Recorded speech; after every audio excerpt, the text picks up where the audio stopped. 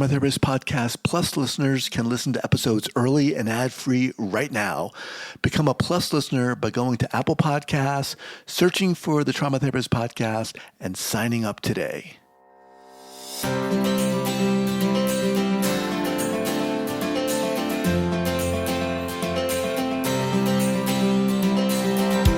All right, welcome back to the Trauma Therapist Podcast. My name is Guy McPherson.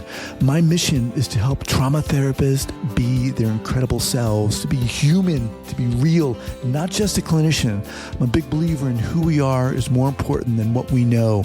And this requires cultivating authenticity, genuineness, and vulnerability, and that requires intention. You can learn more about my courses and workshops by going to thetraumatherapistproject.com. That's thetraumatherapistproject.com. Let's get started.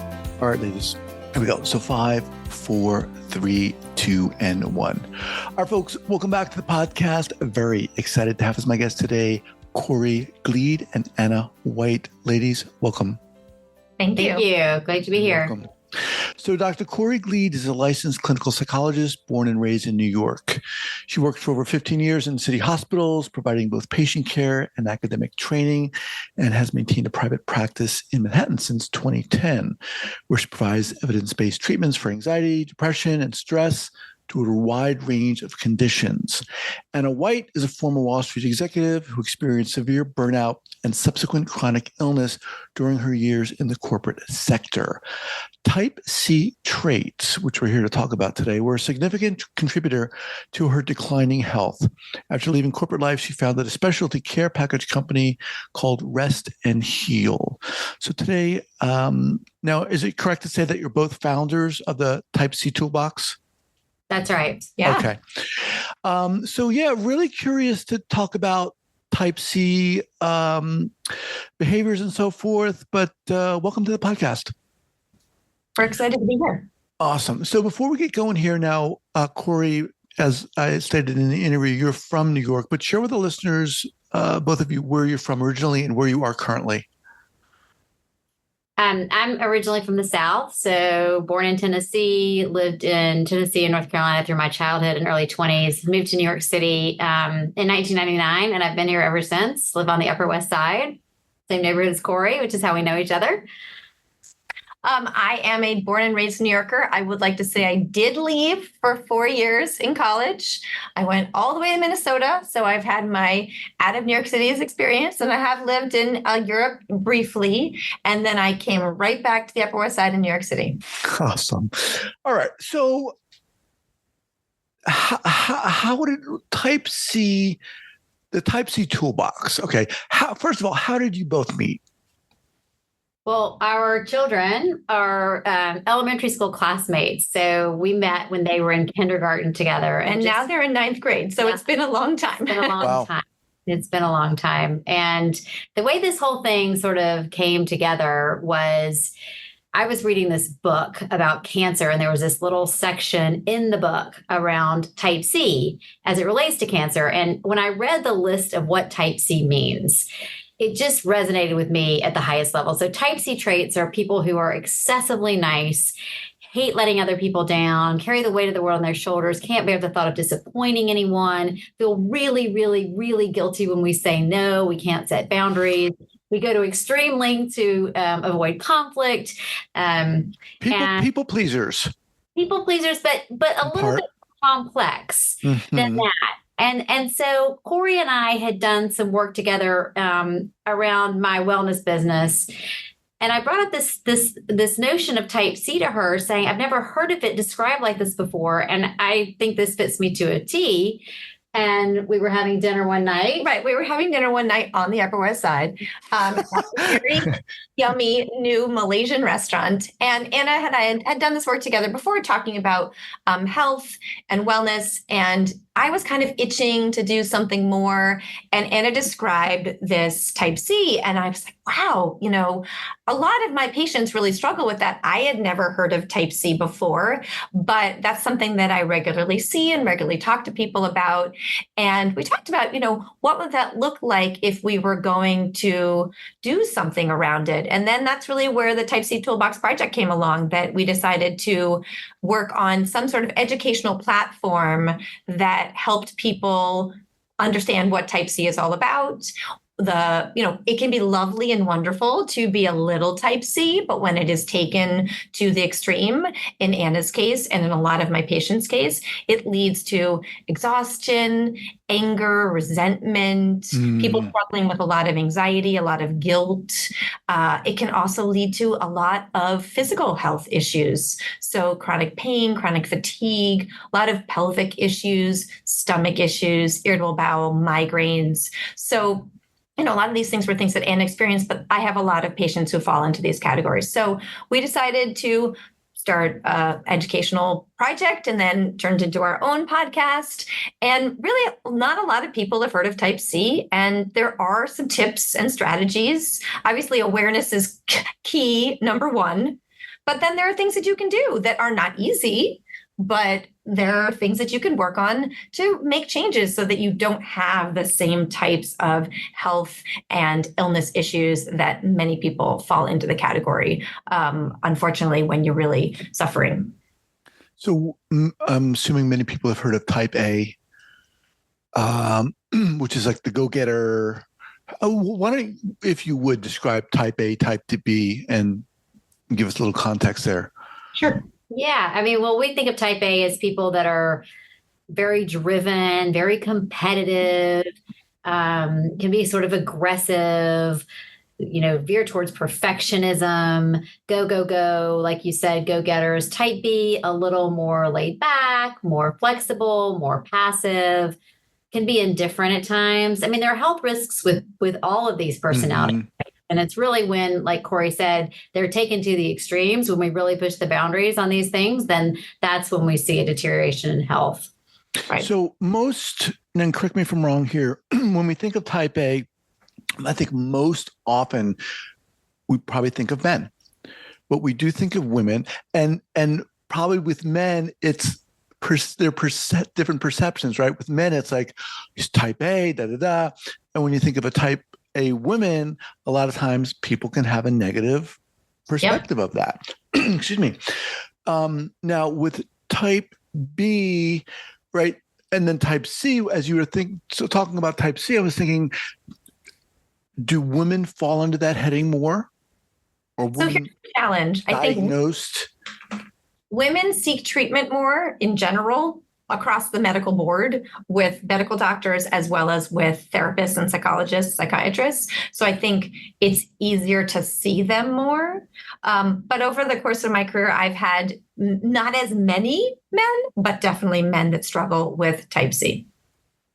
And I think women this is maybe a blanket statement, but women can feel a little more powerless than men in a lot of situations, especially in the corporate sector. That's how I experienced corporate life. And I think that feeling of powerlessness is very sort of Type C, feeling like you really can't say no, that you really can't set boundaries, that you have to prove yourself even more than the men do.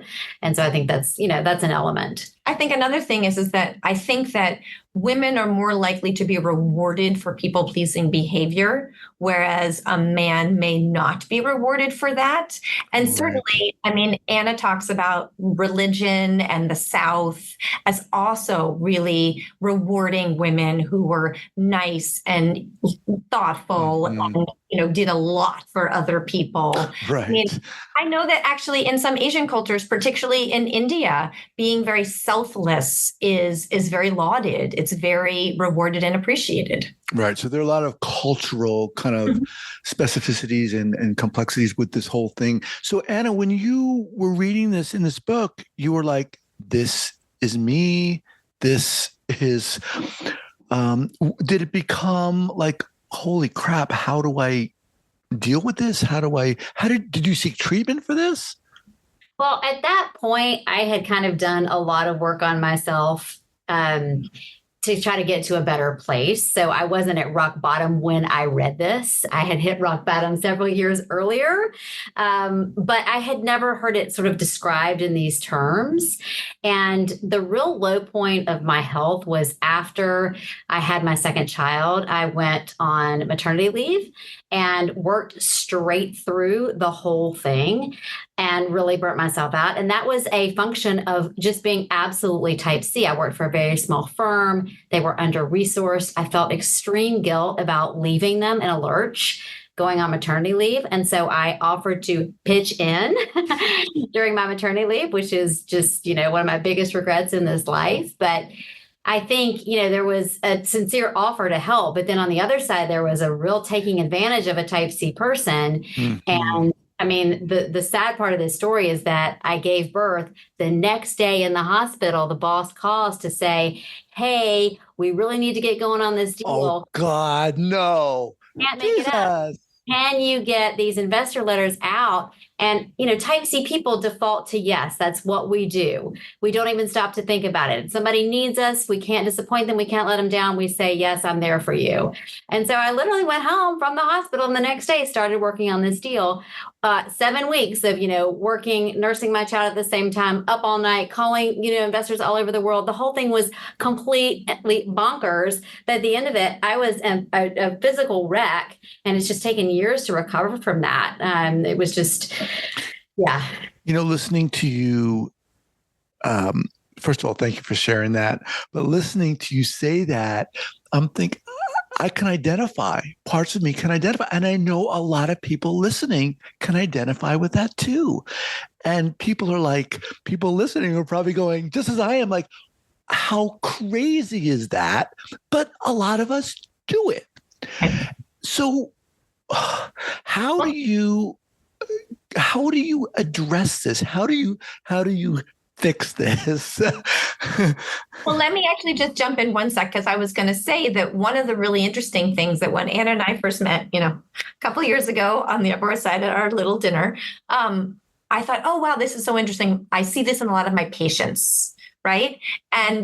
But since then, I start to see it in myself. I think it's Anna, we talk about how Anna definitely, her worst Type C traits were work-related, but as I've learned more about this and understood, I can realize that I can get stuck in this with my kids.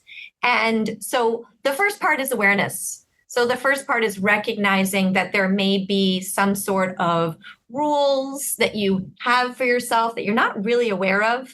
So many people with Type C have grown up in households that either there was some sort of trauma, or there was, some sort of abuse or excessive mental illness, or sometimes perfectionism or criticism. But there was some reason or environmental factors that led to someone thinking either my needs are lesser, or it's safer or more helpful if I just, make things make people happy, make sure that people are taken care of. My needs, are not as important. I'm going to keep things more to myself. I'm going to really make sure that I take care of other people. So that was not necessarily the case in my household, but I think whether it was environment or being a woman or certain circumstances, I definitely can get sucked into doing too much for my kids. And then that leads to anger and resentment. And I see it. And I think it's so helpful to have this understanding that it's not healthy mentally or physically for us. And so if I may, what I'm hearing too is almost a hesitancy and maybe even an inability to engage with someone and to stand up for ourselves and say, you know what, I'm not really sure, or I can do that, or you know what, I don't have time to do that. It just reminds me, there's this woman on Instagram who is very funny. She does these, she shows herself doing these, she plays this like corporate person, and she provides both sides of the conversation. One's a polite side, and one's the kind of type A boss saying, you know what, Doreen, I'd really love you to come in today. And And this woman gives the other side. Anyway, it just reminded me of that. But I'm hearing, and I can relate to sometimes I don't want to engage. I don't want to, rock the boat. Right. And on the far end of the continuum, stand up for myself, or God forbid you have an argument or a disagreement. Right. Exactly. And so the first part is noticing, right? You can't make any changes unless you're aware. So Right. I would say, what are the things that we talk about? We talk about first noticing, are you doing this? Maybe why are you doing this? You don't have to spend a lot of time trying to figure out why, but it's really just about understanding there's a reason, not beating yourself up about it. There's probably a reason somewhere. It could be multifactored, but there's probably a reason. And then it's about a willingness actually to sit with discomfort. We talk about, often we feel guilty if we don't do certain things, or we feel worried if we don't do certain things. So really what we talk about on the platform is, could you sit with that? Would you be willing to, in order to make sure that you take care of yourself and you're not completely ignoring yourself, sit with some guilt, sit with some worry? What happens? What are the costs when you just give into that worry and guilt? How does that hurt you? How does that maybe lead to anger so that you're not as great to be around? How does that make you more tired? Would you be willing to try exploring sitting with guilt and not doing the thing that you feel you need to do, and just be on a journey, explore, well, what happens if I do that? It's not easy at all. Of course.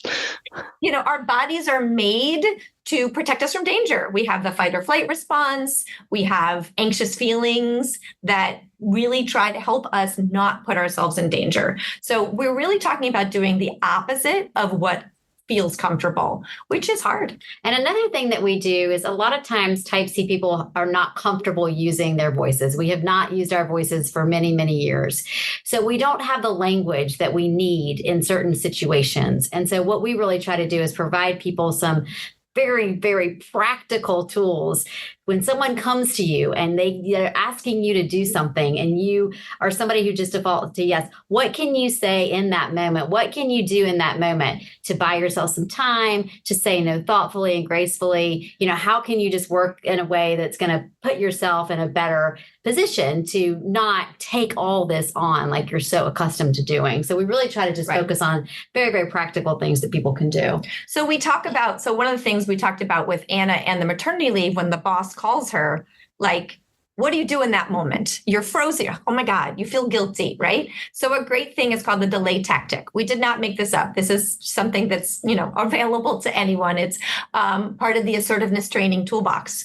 But can you say something like, let me think about that. Can I get back to you? Let me talk with my husband about that. Or I need to check my schedule. Any type of delay tactic, so that you can slow down and really think about, if I do this, will this hurt me? Right. If there's flexibility, we're not saying you never say yes. Right. It's just not defaulting always to yes. And then we have a whole list of ways to say no that a Type C person can handle, right? Because you can't just say, like your example of the Instagram person, you can't just be kind of bossy and say, well, no, I can't, right? You have to say it. For a Type C person to be able to say no, they have to say it in a way that they feel comfortable with.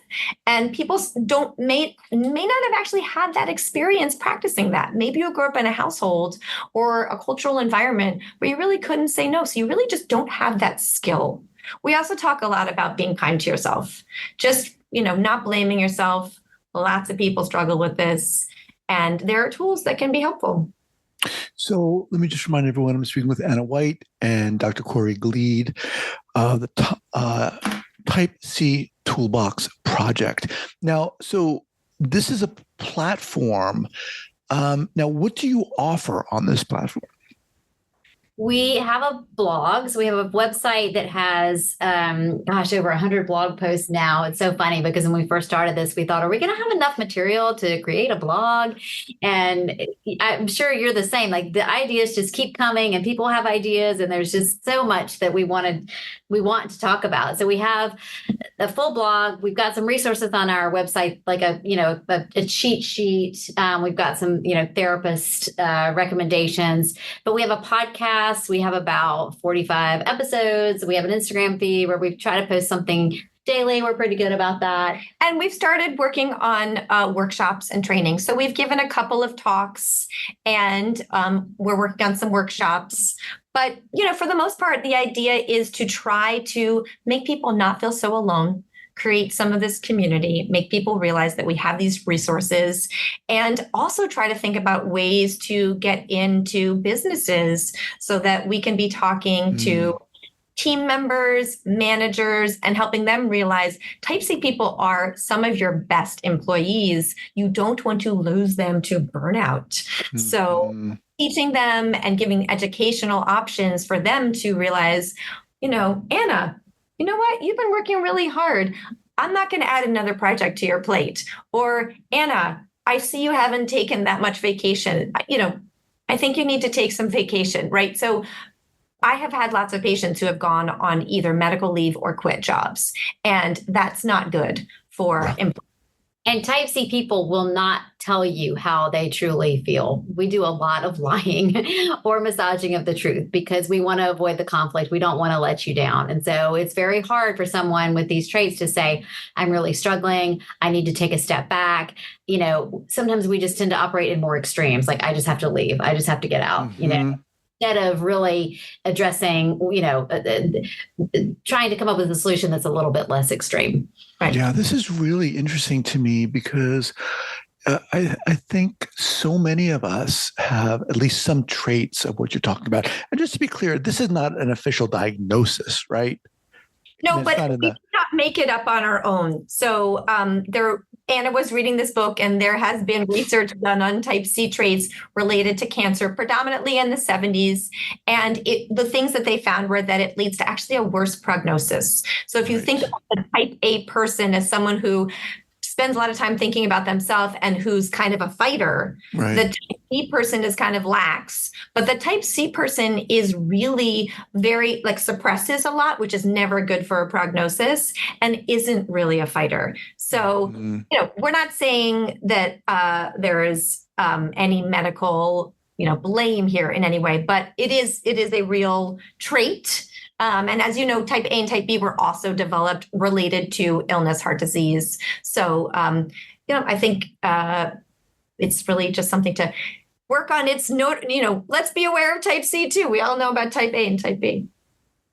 So you talked about, giving talks and so forth. And can we get a little specific? Maybe do a little case study of people you've worked with, some of the things they've presented to you and how they show up, and maybe how you would work with them. What would you suggest, for example? Sure. Well, we can either talk about you. Sure, we can talk about me. Do you want to give another one of your examples? Oh my gosh, there's so many. I don't even know. Mistakes one. That's a good one. Yeah. Okay. Yeah. Well. So this is what we talk about on the blog. So on the website, each entry has to do with sort of a specific Type C situation that people struggle with. And then we go over the tools that you can use. So we've got a lot of these, but let's do making mistakes is the big one. Making mistakes is the big one. I was also just thinking about my history of not being able to unplug or take vacations. Mm-hmm. I think this is a very Type C thing to do. So I had a boss once upon a time who just kind of frowned on vacation, but the company itself didn't frown on vacation. And so I really internalized that and didn't want to let the team down, didn't want to let her down. And so, I took a lot less vacation than I could have or should have. I needed it. And just this boundaryless sort of going into the evening, checking emails all through the evening up until bedtime, first thing in the morning, checking emails, responding, not just checking, but responding. And, I think, companies like that. They love people that are sort of giving that much of themselves. But at the end of the day, that's not a really healthy thing to do. And so, And why, Anna, did you do that? Because why? It's just this pathological need to be available to people, to not disappoint them, to not let them down.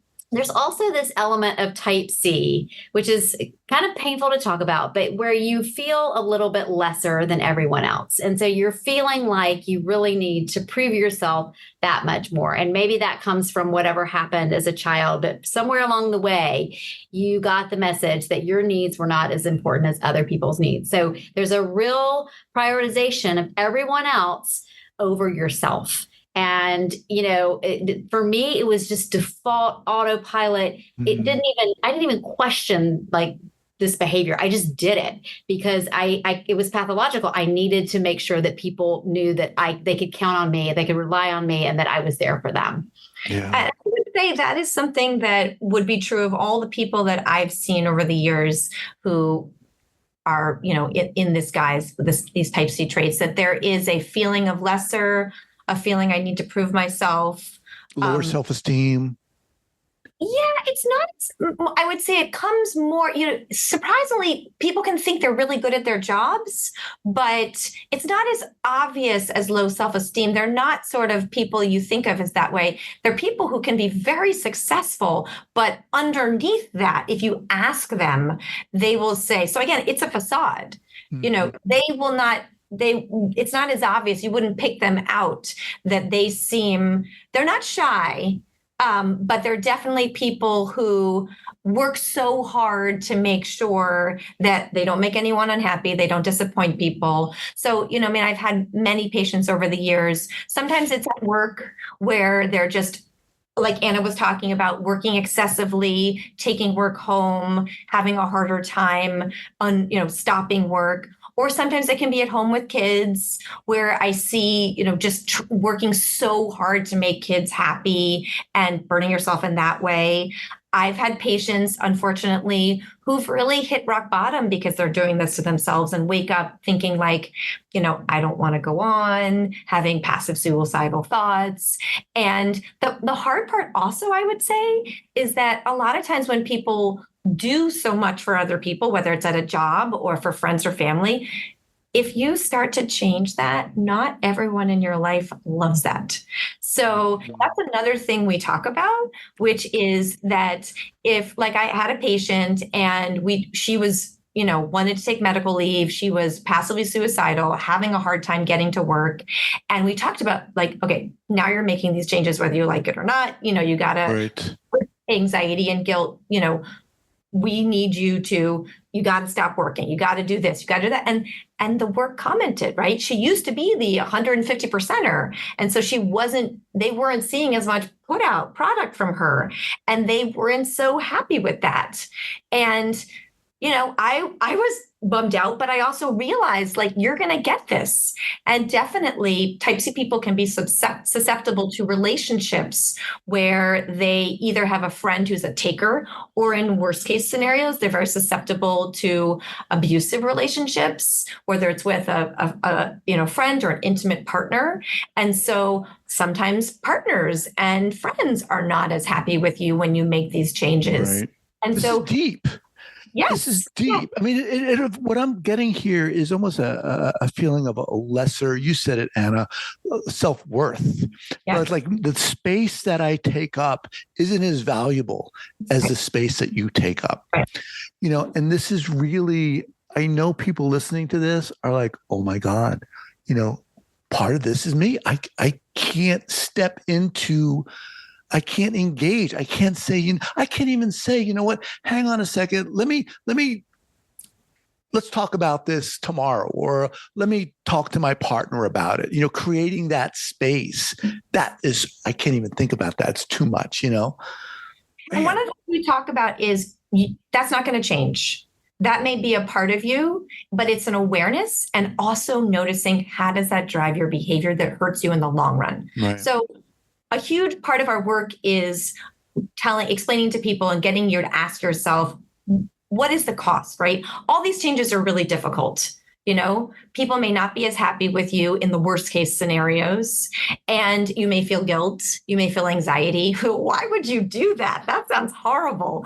So it's really about recognizing if you continue to act in this way, what's the cost? What's the cost on your health? What's the cost on your mental health? How much anger are you feeling? How much fatigue and exhaustion are you feeling? Would you be willing to try something different, which is really hard? But ultimately, it's about being willing to care about yourself. And when you feel lesser, that is so hard. So that may not change, but are you willing to act in a different way? Even though you may feel this way deep down, would you be willing to act? I always like to, if I can find anyone, if someone has a child, do you want to be role modeling this behavior? Is this how you grow up?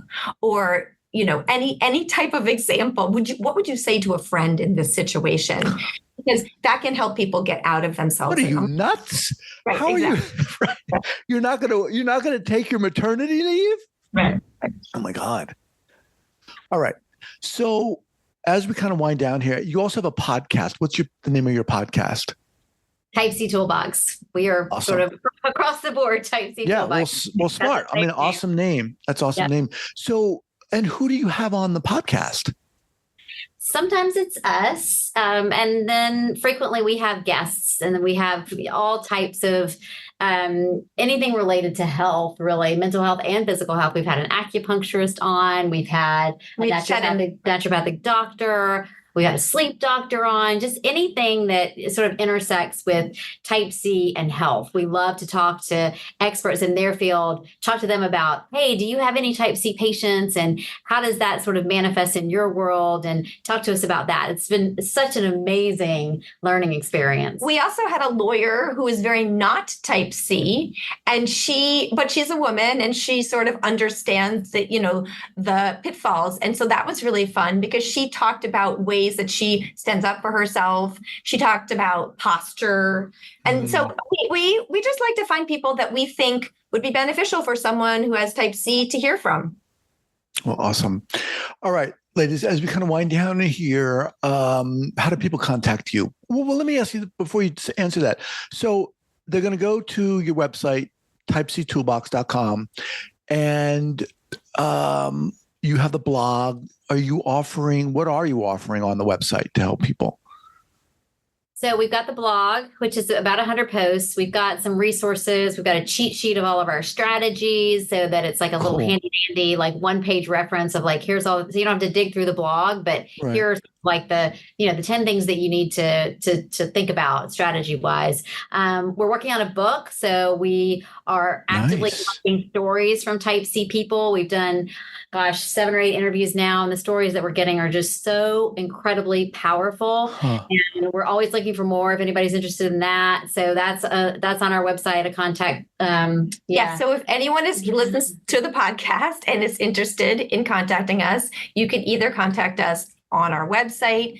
It's typectoolbox@gmail.com. You can send us a message on Instagram, which is also Type C Toolbox. But we are working on this book, and we would love to hear people who want to share their story. We make them anonymous. It's over Zoom, so it's very easy. Yeah. Very cool.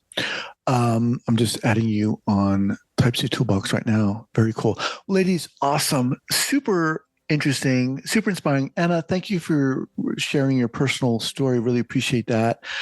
And ladies, I'd love to have you back at a later time. Anytime.